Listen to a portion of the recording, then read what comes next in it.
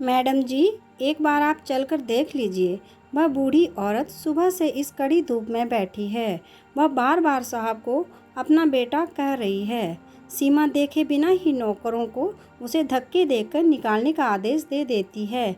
आखिर क्यों एक माँ को अपने बेटे से मिलने के लिए उसके नौकरों द्वारा अपमानित होना पड़ा?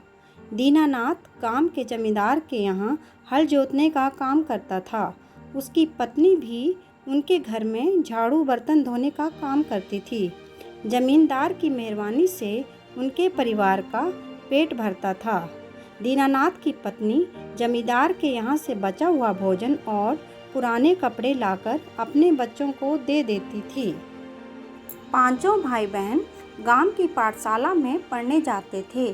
कोई सुख सुविधा न देने के उपरांत भी दीनानाथ हमेशा बच्चों को पढ़ने के लिए उत्साहित करता था।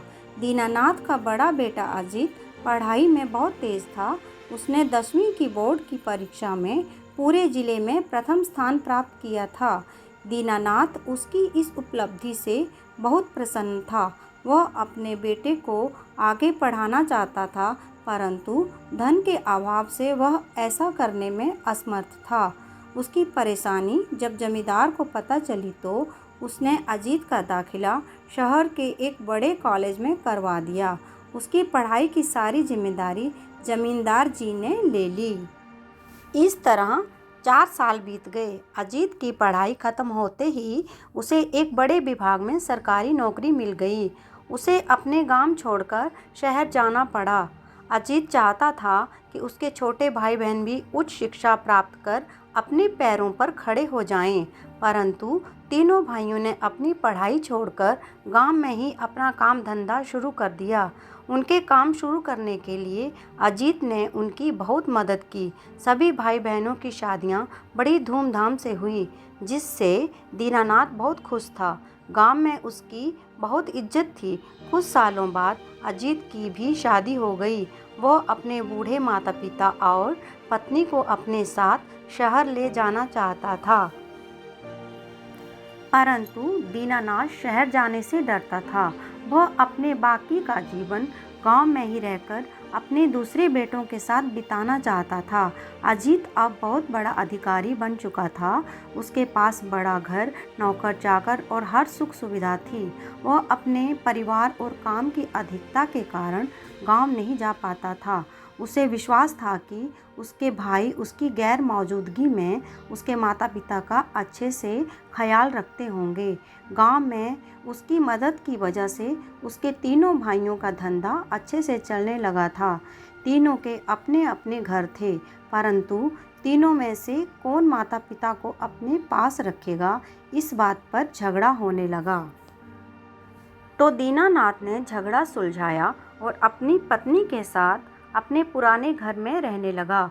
कुछ दिनों तक तीनों भाई माँ बाप की मदद करते रहे, परंतु जल्दी ही उन्होंने बूढ़े और बीमार माता पिता का ख्याल रखना बंद कर दिया।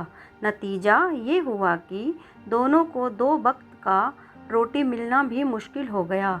बुढ़ापे की वजह से दोनों कोई काम नहीं कर पाते थे। अपने बच्चों के ऐसे व्यवहार ने दोनों को तोड़ कर रख दिया था। भूख और कमजोरी ने दीनानाथ को बहुत ज़्यादा बीमार कर दिया।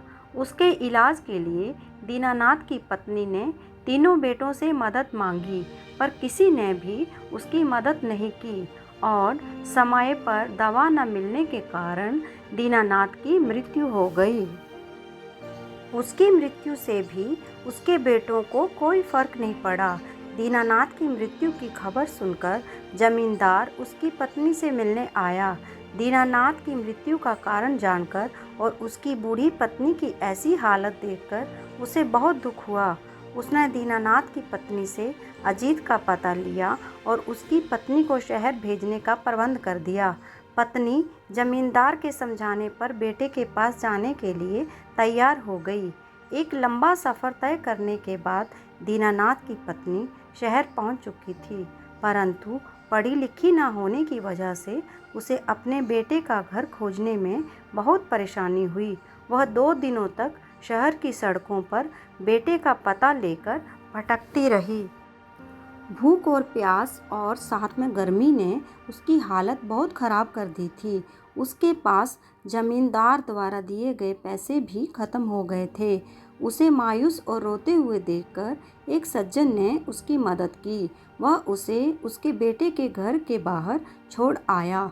वहाँ खड़े पहरेदारों को उसने अपनी सारी बात बताई, परंतु उन्होंने उसकी बातों पर विश्वास नहीं किया।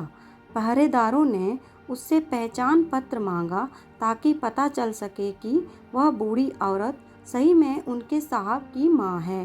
कोई सबूत न होने और अपनी बहू के कहने मात्र से नौकर उसे धक्का देकर घर से निकालने लगते हैं। तभी अचानक एक बड़ी चमचमाती गाड़ी गेट के सामने आकर रुकती है। भीड़ देखकर अजीत इससे पहले कुछ समझ पाता, उसकी माँ नौकरों से बचकर उससे लिपट जाती है। माँ की ऐसी हालत देखकर अजीत गुस्से से तिलमिला जाता है। वह गुस्से से सब नौकरों को वहाँ से जाने का आदेश देता है। माँ की ऐसी हालत देखकर वह स्वयं को रोक नहीं पाता और रोते हुए उन्हें गले से लगा लेता है। उसे लगता है उसके पिता की मृत्यु और माँ की ऐसी हालत उसी की लापरवाही का नतीजा है। काश उसने अपने माता पिता को अपने भाइयों के भरोसे न छोड़ा होता, बल्कि स्वयं उनका ध्यान रखा होता, तो आज उसके पिताजी भी उसके साथ होते और उसकी माँ को यूं उसके नौकरों से तिरस्कार न सहना पड़ा होता।